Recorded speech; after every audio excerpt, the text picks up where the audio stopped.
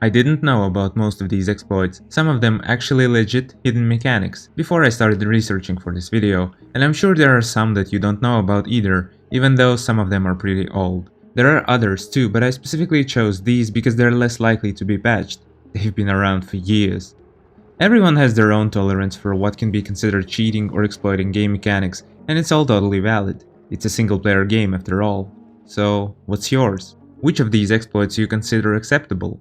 Leave your comment below, and if you try any one of these and see that they have been patched out by now, please let me know in the comments so I can correct it. Let's go. Number 1. Pipe capacity state change.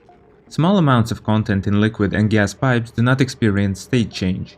Under normal circumstances, steam, for example, when sent through gas pipes that are colder than about 96 degrees Celsius, condenses into water and breaks the pipes, because they're gas pipes, not liquid pipes. By sending small packets, 100 grams for gas or 1 kilogram for liquid, you can avoid this problem. Here's how you would send hot steam from steam room to a steam engine. First, build the gas pump, gas meter and gas pipes out of materials that can withstand the heat of the gas you're piping. In my case it's steam, which will be about 100 degrees Celsius, so I build my buildings out of steel. I also chose radiant pipe instead of regular pipe for the pipe that's coming from the gas pump to the gas meter, because it will be sending more than 100 grams per second and will experience state change and break the pipe otherwise, so we have to preheat it, and it's best to do so with a radiant pipe. But you can also build a regular pipe, but it will have to preheat for a bit longer before starting the gas flow. Alternatively, repair it once the hot gas starts flowing, and you won't have to repair it after. On the output side, keep running the gas pipes through the building's input or the vent's output like in my case. This will ensure that the gas packets continue moving instead of backing up once your steam engine is full, and after looping it back into the steam room, connect it to a gas bridge and connect its output to the gas meter. Also, connect the automation of the gas meter to itself, like this. The advantage of gas meter over gas valve is that it won't try and add gas to an already existing packet in the pipe, and instead will wait for an opening. This way it will keep cycling in a loop instead of clogging up, and only let gas through when it's been used by the consumer, steam engine, gas reservoir, or just the room in our case. And there you have it, fully functional steam transportation that you can send through your base without worry, and fill a steam engine in 12 to 15 cycles.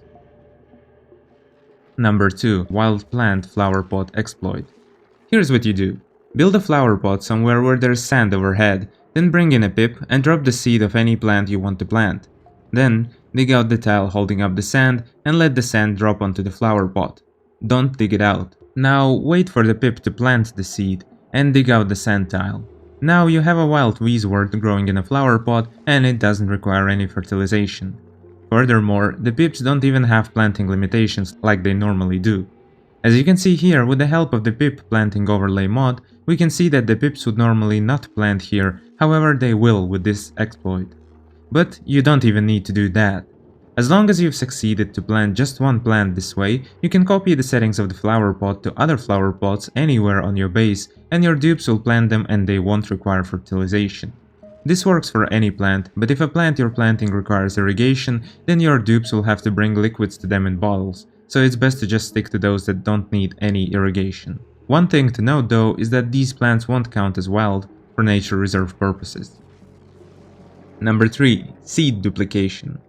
This one exploits the mechanic that the devs specifically coded in to mitigate rounding errors. You've probably seen before that sometimes you don't have 2 seeds on the ground but 1.9999 or similar, right?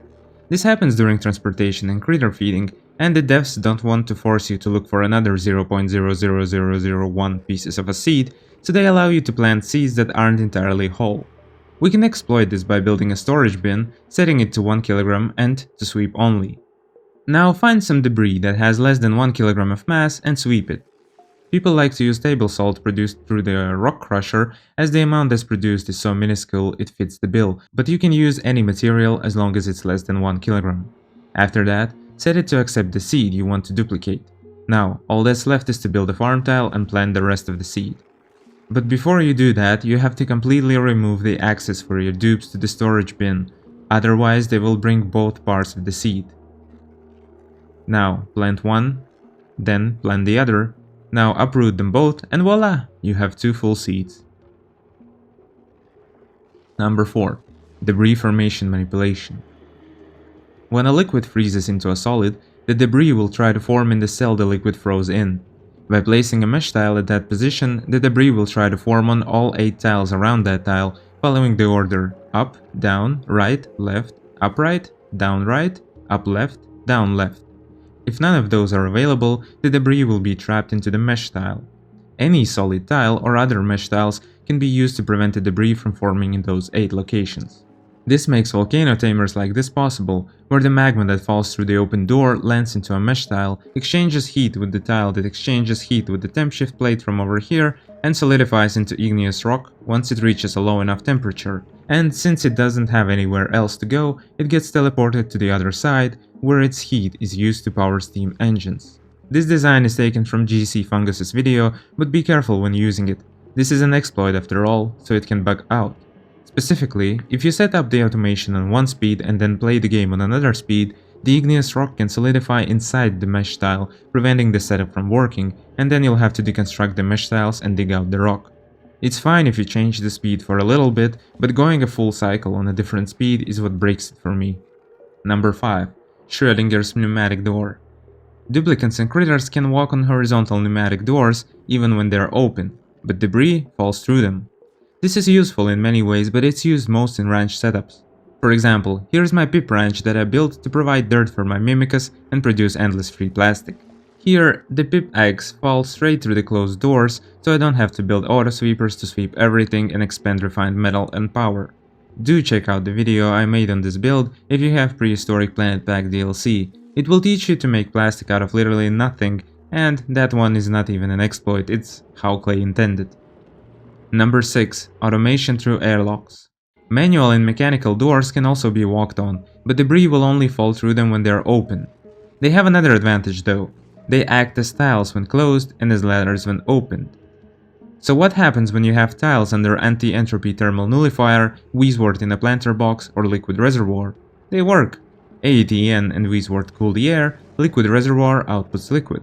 What happens when you have ladders? They don't work.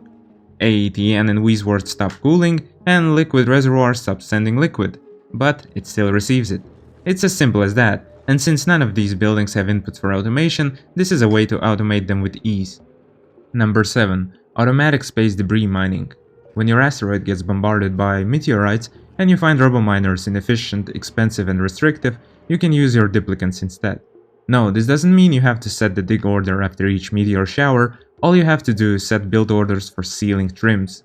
This way, your duplicants will come running after each meteor shower to clear out everything in the way of the ceiling trims, but they won't build the trims themselves because those will have invalid build location error. Number 8. Disabled building room requirement. Disabled, floating, or otherwise non-functional buildings still count towards room requirements. This is useful to save on resources or floor space, especially in rockets. Number 9. Diagonal access. Most players know that they can delete gas by just enclosing it in tiles and then building a tile on top of that gas, thus creating vacuum. This has been confirmed as an intended mechanic.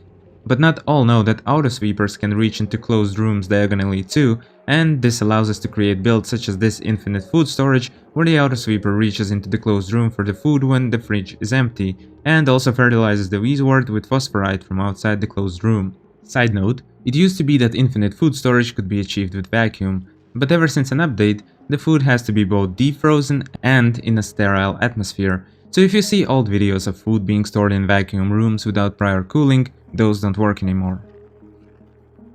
Number 10. Infinite gas storage. Speaking of infinite storage, there is a completely legit mechanic in this game that does not allow two elements to exist within one tile. So there can only be one element of either a gas or liquid, which allows us to exploit this mechanic to our advantage and create infinite gas and water storages. Starting with gas storage, if you spill less than 2 kg of liquid per tile on at least 2 tiles, and then send gas into a vent that's placed on this wet floor, the game will displace the liquid to the second tile, then the gas that you've piped will travel upwards, and then the liquid will return to the tile that contains the vent. This can continue forever, and the vent will never overpressurize. The reason this works is because there is less than 2 kg of pressure over the vent, and the vent cannot determine if that's liquid or gas. Number 11. Infinite water storage. Infinite water storage works similarly, with the caveat that you need to build airflow tiles around it to contain all that infinite liquid, as other tiles break from the pressure. You spill a bit of this similar liquid than the one you're about to store onto the bottom tile that has the vent. Don't forget to lock it from both sides so it doesn't move, and then pipe in the liquid that you want to store. You can see I made an error here and got some mercury spilled onto another tile, but it's fine because the storage still works. Just don't forget to build the liquid pumps and connect them to power to access your storage later.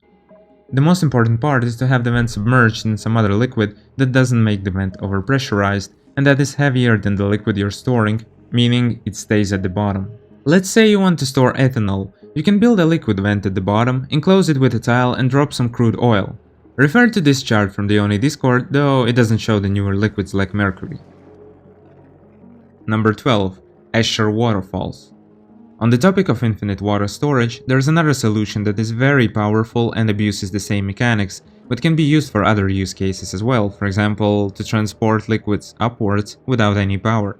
It's called Escher Waterfall, and it's mostly like the previous one, except it relies on two tiles of different gases in between the storage and the waterfall. You can see here in this ugly example where I have a pool of infinite crude oil thanks to one tile of oxygen and one tile of hydrogen blocking liquids from taking up those tiles, as the gas does not have anywhere to be displaced. This results in all the extra oil flowing down straight into the airflow tile encased room, where the only thing for it to do is to accept its fate. Number 13. Surface pumping and superhot liquid pumping. Liquid pumps have a central tile around which they draw liquids. Starting from the right, it then pumps from the top, bottom and left, and you can confirm it by looking at the order at which liquids enter the pipes. As you can see, liquid pumps can pump liquids even from within mesh tiles, and when they do not exchange heat with those liquids. This allows us to pump super hot liquids, such as the magma here, without overheating or melting our pump, provided we put the pump in a vacuum so as not to allow the magma to exchange heat with the tile above. The magma itself will interact thermally with the pipes, but it's not that important as long as you build your pipes out of materials that won't melt and/or are good insulators. It's also necessary to cool it in some way, for example with the recently added conduction panels. Otherwise, the pump will heat up from the operation and overheat itself, though not as much as it would if there was no vacuum, in which case it would break in a second. And while the pump can draw liquids from a mesh tile under it, it won't do it unless you satisfy one crucial requirement, that the pump itself is submerged in a liquid, meaning any of the four tiles that the pump itself rests on. Since we can't allow any liquid to rest on these two tiles to prevent heat exchange, we have to use these two tiles to trick the pump into thinking that it's submerged in liquid. Thankfully, some 20 kilograms of liquid naphtha is viscous enough to stay on the right side of the room and not attempt to displace magma. This tricks the liquid pump into thinking that it's submerged in a liquid, so it pumps some of the liquid naphtha, then the top tile is empty so it skips that, pumps magma from the tile below, skips the left tile, and by the time it's time to draw from the right tile again, the naphtha has already traveled through the pipes, hit the element sensor which opened the vent, and has fallen back down onto the floor to keep the pump submerged in a liquid in perpetuity. And so the cycle will continue until you pump out all the magma. Number 14. Natural tile creation. If you ever feel like your colony could do with some ecosystem restoration, there's two ways to create natural tiles. First one is to build an airlock and enclose it in tiles. Then deconstruct the airlock and you'll have a natural ore tile. The second way is to build a glass forge, produce one piece of glass and pipe the output through hydroponic farm tiles. You can then empty the pipes, deconstruct the farm tiles, and there you have it, natural tiles. Number 15. Metal refinement through kilns. Instead of using power-hungry metal refineries and inefficient rock crushers, you can exploit the fact that kilns don't have an overheat temperature, so if you build them out of, say, copper ore, in a vacuum or in a very hot environment, you can heat them up to the temperature where copper ore becomes refined copper. You will therefore have refined the copper at 100% efficiency, provided that you have enough coal, wood or peat to actually produce so much heat in the kiln, the time to wait, and don't mind dealing with hot materials. Number 16. Renewable refined metal. Similarly, melting any building that is made out of two elements instead of returning you both elements will net you only the metal with the total mass of both. This can be useful to convert plastic or amber into refined metals when you don't have a metal volcano, but it doesn't work the other way around. For example, if you build a high pressure vent which requires 200 kilograms of metal and 50 kilograms of plastic and then melt it, you'll get 250 kilograms of copper. If you melt conveyor meter which requires more plastic than metal, you will still get 75 kilograms of metal. Number 17. Powerless transit tubes. Transit tubes are often disregarded due to the enormous power requirement, but are so fun and useful that it's a shame more people don't use them. But now you can. The credit for this one goes out to a fellow YouTube creator Taba Yuriko. Basically, if you charge the battery of a transit tube access point, then deconstruct all but one power wire and set up some fairly simple automation, you can use transit tubes without spending any power at all. This is one of the more recently found exploits that hasn't been patched in all those years. Which only goes to say that there's probably still plenty more to be discovered, and if you're a person that enjoys breaking games, Oxygen Not Included can be the perfect playground for you. Do let us all know about your findings, and who knows, I might make a sequel featuring all you guys' comments. But what about you? Which exploits do you use in your game? Any exploits you use that I haven't mentioned? Leave your comments below and click on one of these videos or nothing will happen. I will just be very, very sad.